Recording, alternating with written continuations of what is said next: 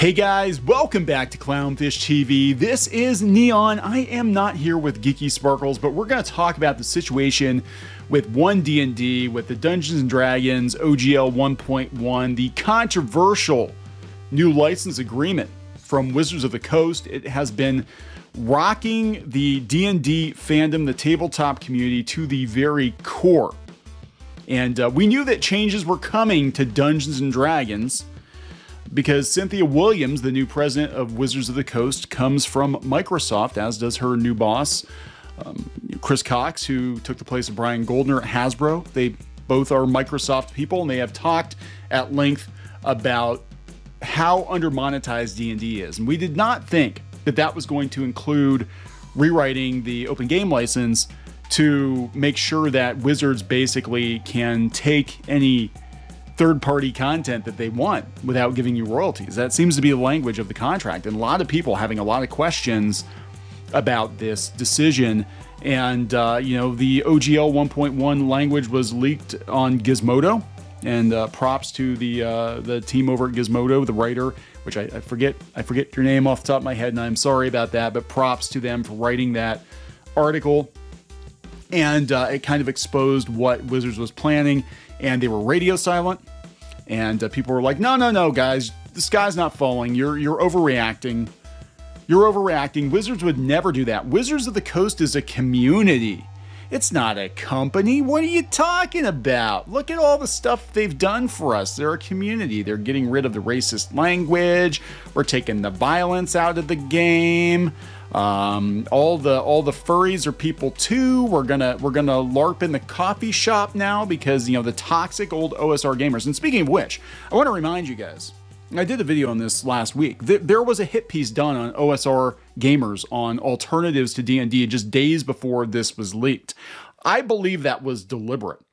I think that was seeded. I think that Wizards was looking to preemptively discredit any alternatives to Dungeons & Dragons by putting that hit piece out there on PBS NewsHour to be like, well, all the other alternatives to D&D are possibly racist and homophobic and transphobic, so you can't play them. You have to play the one true D&D. And what did you have to give up for that? So we're going to talk about this because they are really avoiding the fandom on this one. And I have to think that their lawyers are furiously typing up a new OGL as we speak, because I did share with you some of the language of the leaked version, and it was pretty damn strict. It was like, if you sign this agreement, you're basically signing over everything. And if you decide you're going to kickstart your own module or your own campaign world or your own supplement, you've got to give them like 25%. If you make money on Patreon selling your own content, you got to give them money. I mean, it's absolutely bonkers.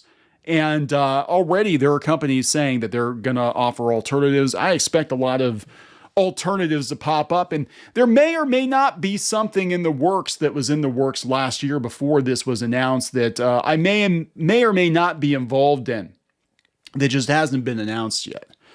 I'm just saying, take that as you will.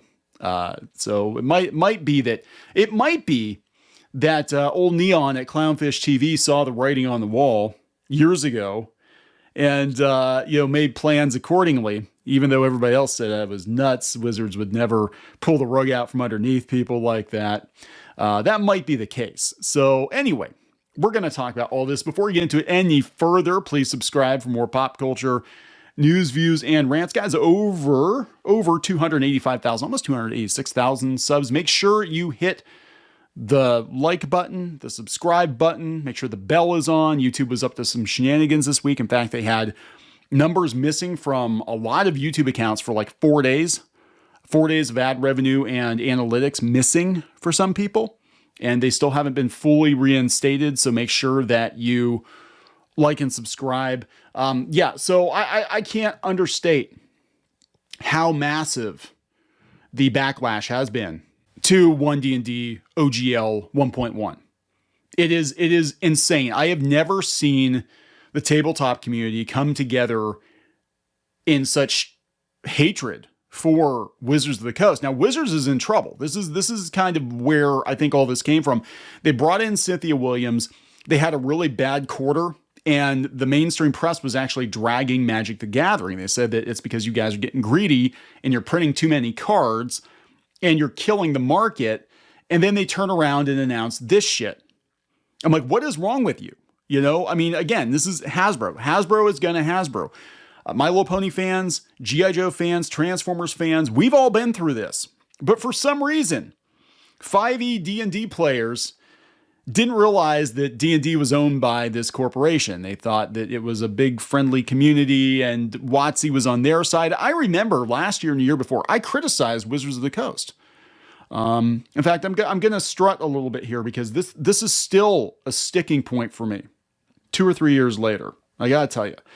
An OSR, and I'm not going to name names now because it's pointless and the guy behind it kind of sort of quasi apologized, but I recommended an OSR system. And I said, maybe it's time to get rid of Wizards of the Coast.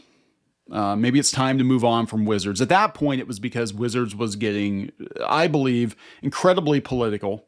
And they were making all kinds of political statements and they were alienating a large portion of their audience. And doing so, that the gaming table should be apolitical. That was my point. So I recommended another system. The author of that system took me to task apparently on his message board and was sending people to my channel to brigade me. And I had no idea. It took me months to find out that he was actually like really pissed off that I name checked him because he didn't want to be associated with the alt-right, which I am not. I am not. It's so freaking ridiculous. Up until recently, I was a Democrat for years. I'm not even a Republican now, and I try not to get too political on this channel. Unfortunately, you can't talk about pop culture and all the stuff going on in pop culture without getting political because that's the problem with it. That's the problem with it right now is that everybody is shoehorning politics into everything.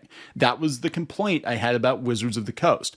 Well, because I didn't stand for Wizards of the Coast and he was using OGL 1.0, I think he was afraid of blowback and he was afraid of all these wizard stands. He came after me and his people came after me. I didn't even realize he never reached out to me personally. He was just trying to like flood my comments and get people to like, I don't know what was going on, but there was kind of sort of quasi an apology. So I hope he learned a lesson because Wizards of the Coast is not your friend, and throwing fellow fans and players under the wheels of the bus to appease Wizards of the Coast was a really stupid move because they're going to F everybody over at this point. I just need to get that out of the way because I have seen so much drama around people trying to get a cookie from Wizards of the Coast only to get knifed in the back. People throwing Ernie Gygax under the bus, trying to get a cookie from Wizards, trying to get certain people banned from Gen Con, trying to get a cookie from Wizards. And this is what they actually think of you. Okay, this is what Wizards of the Coast actually thinks about their fans. So all those people you hurt trying to curry favor with this company, I hope they don't forget. And I hope you don't forget. And I hope you learned a lesson. It wasn't worth it. It wasn't worth it because they're going to knife the fandom in the back the first chance they get. And we're seeing it right now. And this is going to go down the memory hole. I know it's going to go down the memory hole, but there were so many people that were canceled, again, just to please these corporate overlords over at Wizards of the Coast. And they've effed you over too. So you get what you deserve. That's my personal feeling on it. That being said, let's go out to Twitter and see what their statement is. The only thing they've said about it so far, countless articles, countless videos on YouTube. There's so many people on YouTube saying they're swearing off Wizards of the Coast. They're not supporting D&D. They're not supporting Magic. They're done with this company. Even if they walk it back, they are done with D&D. And this is all they had to say. We know you have questions about the OGL, and we will be sharing more soon. Thank you for your patience. They're in full-on panic mode. I don't think they thought it was going to go the way that it went. It's effing dire. Absolutely effing dire. Fucking, I'll say fuck because I'm after 15 seconds. Can I say that? It's fucking dire. You burned your fandom down in less than a week, Wizards of the Coast. And even if you walk it back, I don't think people are going to trust you again. I don't think they are. There's so much bad press out there right now. And they're like, well, if we're wrong, we'll walk it back. They're not no, because all you're going to do is gussy up gussy. Is that a word? Gussy up the language, make it a little more palatable. But eventually the other shoe is going to drop, because if you can revoke OGL 1.0 and replace it with this, who's to say 1.2 is not going to be worse than the draft of 1.1? And people continue business as usual, and they're like, okay, fine, Wizards, they're good people. They realize the error of their ways, and they're going to let us, continue. And you're going to do all this stuff thinking it's all good, and then all of a sudden they're just going to wait until the time is right, and then they're going to drop a 1.2 and be like, yeah, all that stuff that we walked back, yet we're bringing it back, and then some. So you can't trust them. You cannot trust this company at this point. And I'm sorry. I'm sorry for those of you who spent so many years creating, third-party content. Some of you make livings creating third-party content. This is who they are, and I'm sorry you had to find out this way. And it is a little bit of validation to see now that everyone sees what they are. Because, again, anytime we would be critical of Wizards for any reason in videos, here they came. All these people, oh my God, you're such a bigot Nazi hater because Wizards told me you were. No, this is who they are, guys. Just so you know. The quote tweets are not good. I have yet to find any or see any positive tweets. Apparently, Wizards D&D definition of soon is about as bad as their definition of open. Well, we're waiting 2 hours ago. They're not saying anything. They're going radio silent. Do not mistake my calm demeanor for patience. I'm just sharpening my pitchfork. I know I'm passionately anti many things, but from the bottom of my heart, I am anti D&D's parent company, Wizards of the Coast. Looking forward to reading the PR statement that will fail to explain and or justify the utter dumb fuckery that is OGL 1.1. It just goes on and on. The fact that WotC is choosing D&D Beyond as the mouthpiece in this situation is hilarious. A former third-party website that wouldn't have existed if OGL 1.1 was around. It's true. D&D Beyond was an unofficial thing, and then they bought it to make it an official thing. That happened with Transformers Convention, too. If I recall correctly, they basically tried to take over the fan scene. They tried to take over the con scene.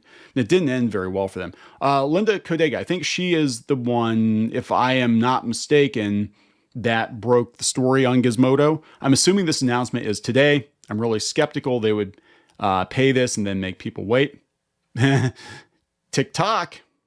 Hasbro exec, get the tweeter machine. Tell the little pissed off nerds with pink hair and pronouns we'll answer questions soon.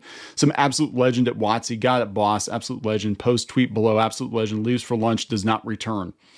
Mildred the Monk. That's a whole lot of words to say nothing. Everyone's angry, but man, I assure you there's going to be a lot of WotC bros doing their damnedest to either defend it or tell everyone just to move on. Yeah, they've gone radio silent, guys. How do you address this situation? Because I guarantee you that was a legit draft. Whether or not it's a final thing is beyond me, but nobody spent that much time to write up that OGL agreement. Nobody has that much time. That was hours and hours and hours of legalese that had to be typed up. They didn't lift it from someplace. It wasn't just an elaborate troll. Nobody has that much time. Nobody would, and if it were fake, they would have come right out and said, oh yeah, it's fake. Don't listen. Don't listen. That's fake. The real deal is coming. They did not. In fact, Kickstarter's games guy went out there and said, yeah, it's legit, and we're trying to negotiate for better terms. Okay, answer this question. Will Wizards be able to do anything without alienating their entire fan base? No, I don't think so. I think they stepped in it. The fact that one of the first official statements concerning the fate of the OGL wasn't to revoke the claims the leaks were fake should tell you everything. Yes, it's 100% true. The audacity. You need to be patient because no one is waiting on you anymore. Folks are moving on. Yeah. In fact, Kobold Press announced yesterday they're moving on with their own game system. I imagine a lot of third-party companies are going to just create their own proprietary game system. And again, there may or may not have been something started last year that I'm involved in that has yet to be announced. I'm just saying. But a lot of people are going to do this because that's the only way to stay safe. Even then, I question whether or not you're truly safe because I'm waiting for the next shoe to drop, which will be like, well, if we can't shut these guys down with the OGL and they're going to create a competing system that is too much like D&D, let's try to shut it down and say, well, there's brand confusion because they were creating, it sounds crazy, and it's probably not legal, but the threat could be there. There is brand confusion because these guys used to make third-party supplements for us using our system, and now they're making their own stuff using a system that is eerily similar to Dungeons and Dragons. There is potential brand confusion there. We need to shut them down. We need to shut them down. And I don't think that Hasbro really wants to spend the next, umpteen years in court trying to shut everybody down. But I could see them going after Paizo. I could see them possibly going after Kobold Press. I don't know if they have a leg to stand on, but they could tie it up in court for years. They've got the money. Hasbro's got deep pockets. If they wanted to, and if D&D really means that much to them, having this brand to turn into movies and TV shows and video games really means that much to them, they're going to try to lock down fantasy tabletop RPGs in any way they possibly can, legally. And I think they're going to threaten things that aren't even legal. That is, again, my personal opinion. I've seen how they operate in terms of like the TSR situation, where they basically just, and look, you can think of new TSR, whatever you want to think about new TSR, right? The fact of the matter is somebody at Hasbro was asleep at the wheel until it affected them personally. And they're like, oh, whoopsie doopsie, we forgot to renew the TSR trademark. Didn't think that would bite us in the ass. And then it just turned into World War III. And I could see them trying to fight a whole bunch of battles on a whole bunch of different fronts, trying to shut down a lot of smaller publishers, maybe ones that don't have the money to fight them. And it could just be a case that they just try to, shut down people that don't have the money to fight them. And there are already talks about lawsuits. The former Wizards of the Coast VP doesn't think D&D can even revoke the old OGL. So Ryan Dancy shares his opinion on it. And, the OGL 1.0 was done on his watch. He said that he was in charge of D&D for Wizards. He was the man responsible for creating the original OGL, the legal documents and guidelines that give third-party publishers the right to create homebrew D&D content without being sued for 3rd edition. Recently, rumors that Wizards was trying to crack down on homebrew were all but confirmed. Remember when you guys said we're paranoid? Remember that? We're paranoid. When a new 1 D&D OGL document was leaked online, this is what he said. He said, yeah, my public opinion is that Hasbro does not have the power to deauthorize a version of the OGL. If that had been a power that we wanted to reserve for Hasbro, we would have enumerated it in the license. I am on the record in numerous places in email and blogs and interviews saying the license could never be revoked. Unfortunately, this is Game Rant. Unfortunately, the spirit of the document may not be enough to protect the original OGL. In the 20 years since its creation, legal diction has changed in ways that may allow Hasbro to revoke the old OGL, even if D&D fans would be upset. Yeah, because there's a lot of new technology, and that's their defense for changing it, is that publishing has changed, and that might actually work. I'm sure they had their lawyers look into it before they did this. And I'm sure the first mandate from Cynthia Williams was, what can we do to protect D&D to make sure that we're getting a cut of all the revenue for anything? Because they're looking at Critical Role, they're looking at Kickstarter, they're looking at all these companies that popped up, Kobold Press and Paizo, and they're like, yeah, we should be getting a cut of all this. According to several lawyers who have weighed in on the situation, if a document does not specifically say it is irrevocable, it can be revoked. While the old OGL uses the term perpetual, it does not use the word irrevocable in writing, and Dancy's use of the word in interviews and emails may not be sufficient. Yeah, if he's not with Hasbro anymore, and he doesn't speak on their behalf anymore, it doesn't matter. I mean, that's the truth. Now, the language that they're using in the new OGL is that you give them an irrevocable, perpetual right to basically strip mine your IP for any reason, and they don't owe you royalties.